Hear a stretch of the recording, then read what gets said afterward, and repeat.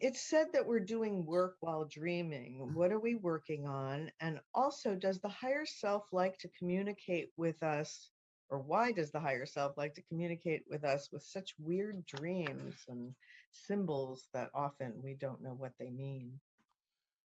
All right. Well, again, as we said, you're doing many things while you are asleep. You are attending classes, you're exploring different realities, you may be planning elements of your life, you may be adjusting elements of your life, you may be conferring with spirit guides or what used to be called elders in the councils that exist in the spirit realm to aid and assist and guide spirits in what they may choose to experience. So you're doing many different kinds of things.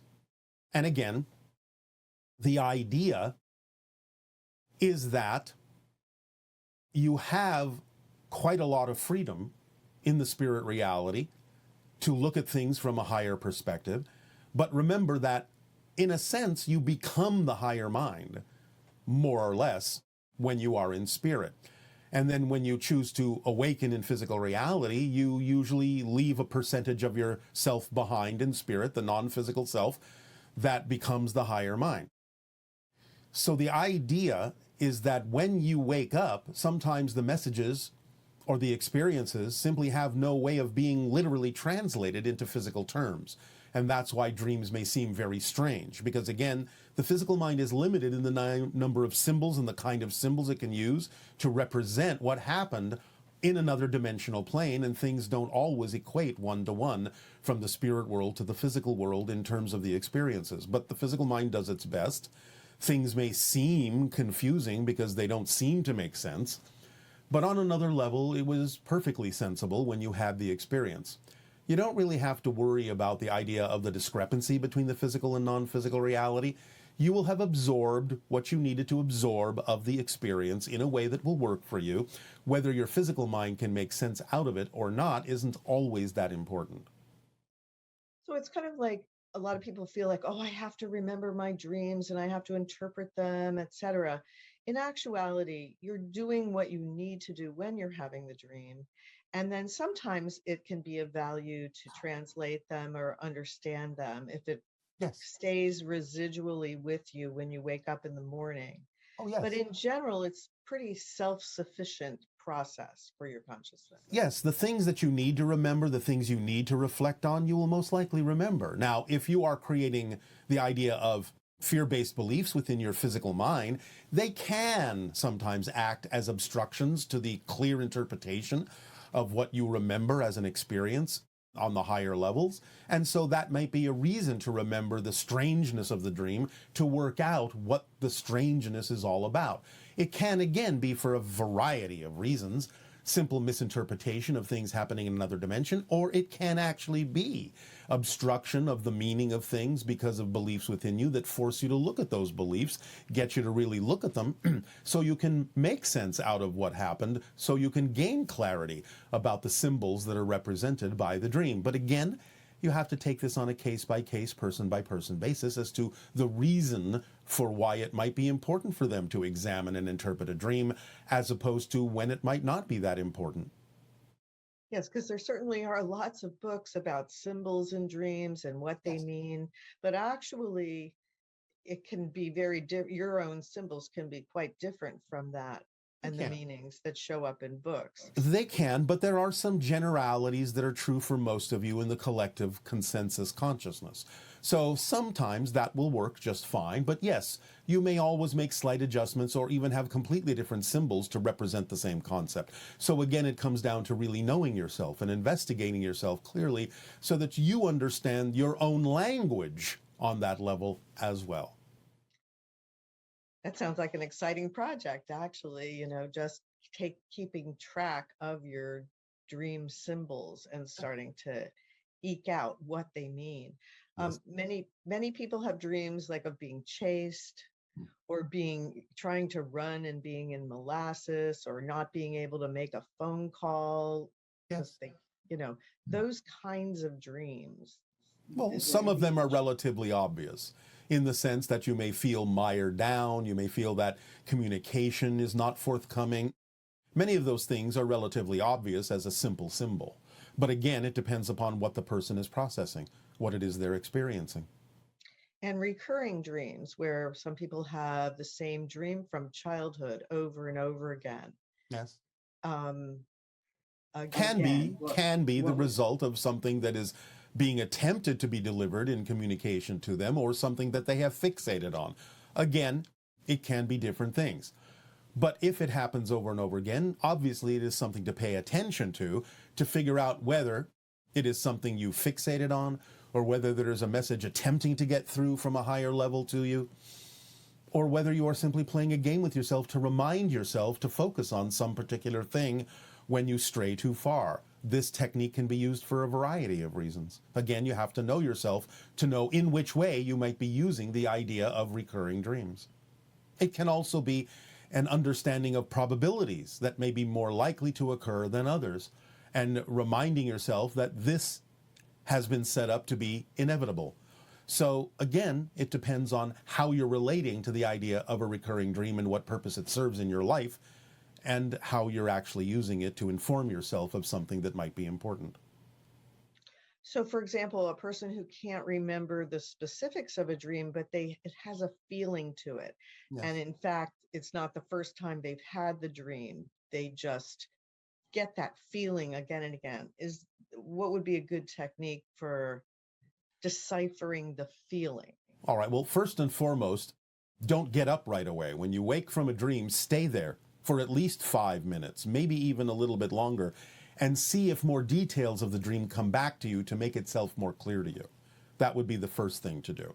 If you still only wake up and still get up with only a feeling, then again, you have to examine the belief system that would be creating that kind of a feeling and find out what that belief is.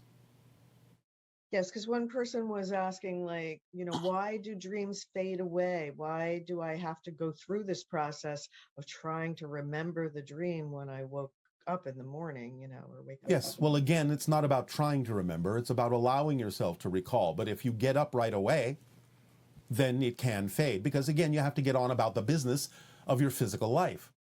You again, no matter what, will have absorbed the information of the dream, and it might come out later in some circumstance or situation where you suddenly realize you have the information you need to handle whatever is going on, and that information may have been downloaded to you in a dream, and you simply didn't know that until the situation required you to recall that, or exhibit that ability that you gave yourself from the dream state.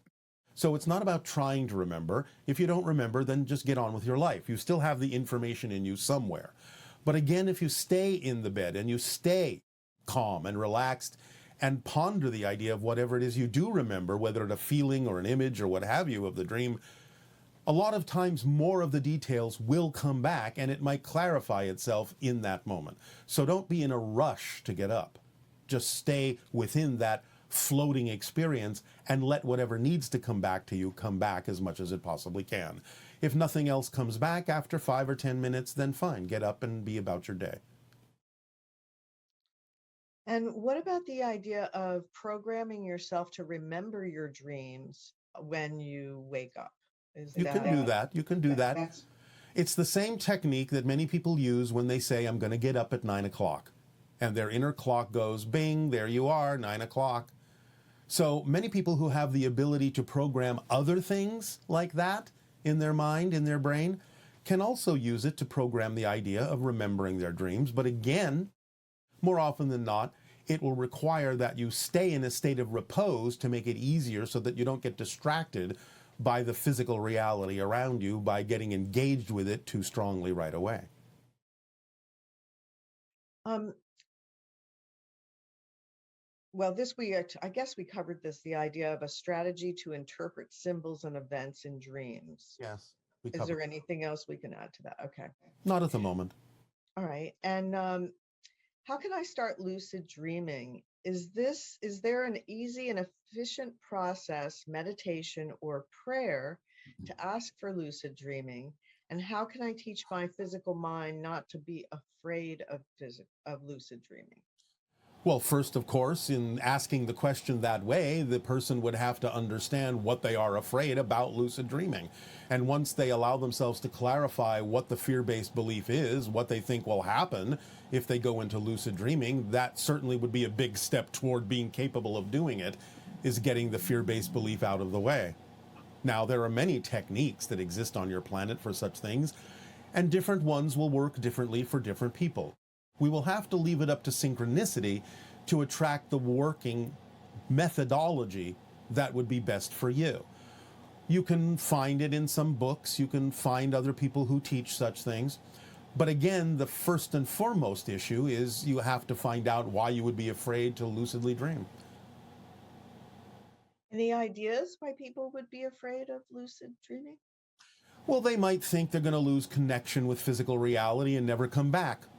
They might think that they might actually choose to never come back because what they've heard about the idea of the spirit reality and waking up in the dream is so much more wonderful than physical reality. So they have to be honest within themselves about the belief systems they have about their connection and relationship to physical reality, so that they also know that it's a choice that can be made, but that they won't necessarily make it and leave everyone behind. So there may be a vast array of reasons why they are afraid to lucidly dream. Wants to know why it's hard to maintain a lucid dream. In the past, they found that when they get excited or nervous about it and have trouble guiding their focus, they wind up waking up within a minute or two and Yes. becoming lucid.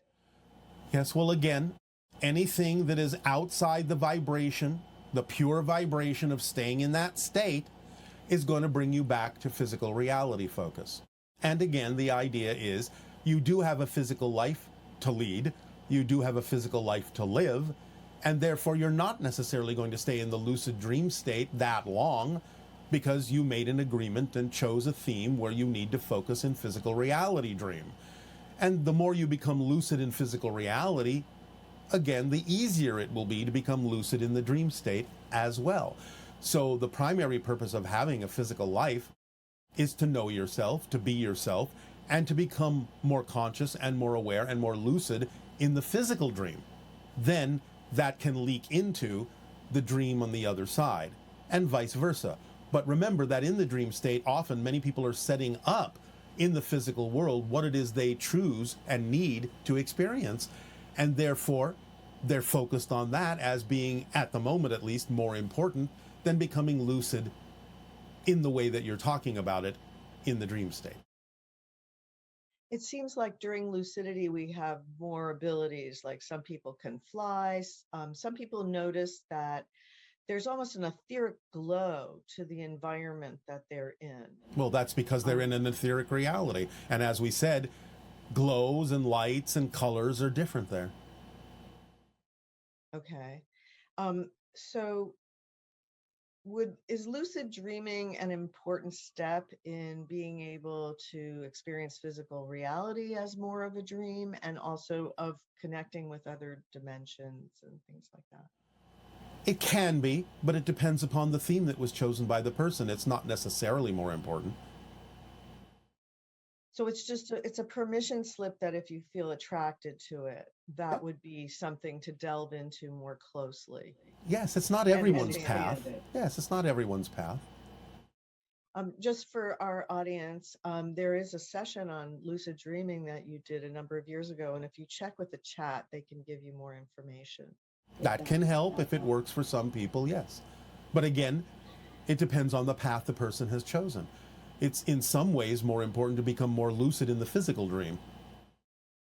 So when we are more lucid in the physical dream, does it start to look more like a lucid dream? Yes. And that's And when you can also be more lucid in the dream state, because you have broken down the barriers that you have in your mind about what physical reality is. And the idea of the physical dream and the non-physical dream start to blend together. You lose a sense of difference and separation, at least to a degree that allows you to become lucid throughout the entire spectrum of your consciousness, both physical and non-physical. So becoming more lucid in physical reality and seeing physical reality as a dream and experiencing the malleability of space and time in physical terms can actually give you more experience in the lucid spectrum between physical and non-physical reality. It can cause less of a perspective of separation. So compartmentalization is also an aspect of lucid dreaming, like the less you have to compartmentalize because it hasn't been dealt with, fearful, negative belief, things like that, the more challenging it would be to lucid dream or some version of that. And it's reflected in physical reality also, that Yes. you perceive more and you feel more like you're in a lucid dream when you have broken down the compartmentalization. Is that In general, for most, yes. There is going to always be exceptions to any idea you may propose because different people will do things in very different ways. But in general, yes, that's true. and does time actually have a difference? For example, that individual was saying, oh, it happens so fast and then I'm out of it. Is it possible that they're actually in the lucid dream for a really long time and you just don't know it? Yes, relatively speaking, time is very different in the higher states. It's not what you experience in physical reality. And for What may lucid, seem to be 5 minutes in physical reality could actually be experienced as 5 years in the non-physical state. and in lucid dreaming, is that a way that you can connect with hybrid children and other beings in other I think you know dimensions? the answer to that is yes. Yes, I guess so. Just confirming. All right.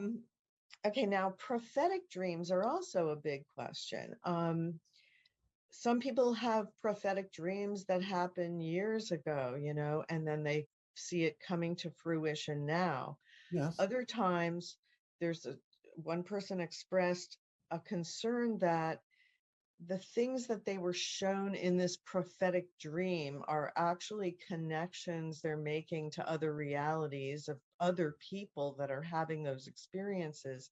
And what would be the purpose of being shown something that's happening to somebody else like that? Well, one purpose would be your reality contains the probability of what's happening in this other parallel reality, but you get to decide whether or not to keep the energy going in that direction or to change it and not necessarily let that play out in your physical parallel world. Wouldn't that be of benefit to many people to examine what's going on in other parallel realities so that they can pick and choose what it is they prefer to experience in their own? So, in essence, most of us are going through the theme here of transmuting darkness into light.